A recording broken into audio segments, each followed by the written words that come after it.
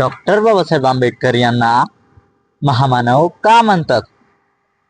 खरंच अभ्यास करायला सुरुवात केला आणि अभ्यास करताना माझ्या लक्षात आले की खरंच त्यांना महामानव का म्हणतात.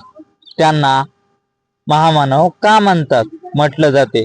100 पेक्षा जास्त देशांमध्ये त्यांची जयंती इतक्या धूमधडाक्यात साजरी का केली जाते हेही मला कळलं.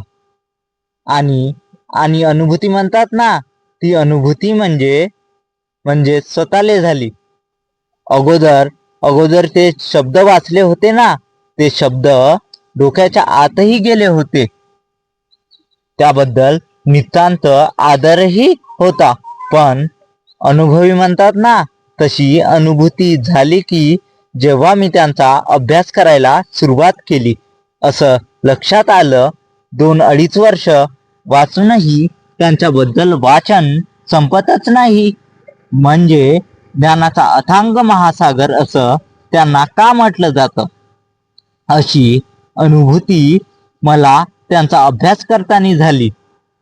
खरं तर आपल्याशी संवाद साधताना किंवा आपल्याशी बोलताना नेमके ह्या महामानवाने कोणते पहलू घ्यावे हा संभ्रम माझ्या मनात होतो.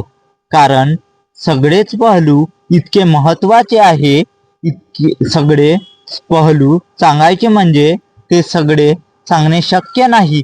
कधी कधी मला असं वाटतं की माझा हा संपूर्ण जन्मही संपून जाईल, पण बाबासाहेबांचा अभ्यास करणे संपणार नाही.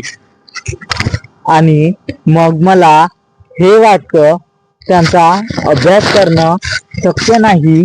त्यांनी 32 पदव्या, 9 भाषांचा जाणकार प्लस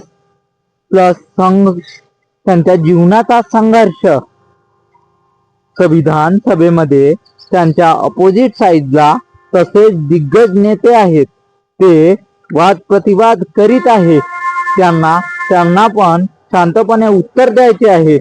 अगदी लहानपणापासून डॉक्टर बाबासाहेब आंबेडकर यांच्या जीवनातील चाललेला हा संघर्ष शेवटीच्या समाजाला माणूस म्हणून दारापर्यंत पोहोचवायचा आहे. एवढं सगळं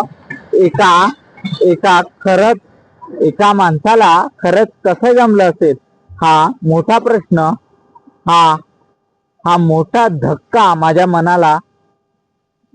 मनाला बसतो की असे महामानव कितीही शतकापर्यंत मध्ये कदाचित होणारच नाही. डॉक्टर बाबासाहेब आंबेडकर यांनी गरिबांना, शोषितांना तसेच वंचितांना न्याय मिळवून दिला. त्यांच्या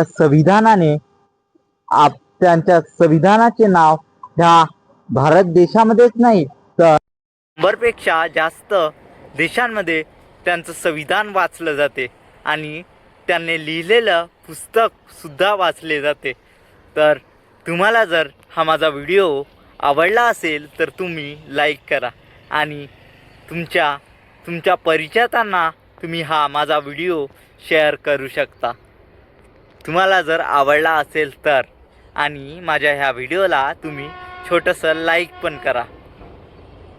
थँक्यू. जय भीम.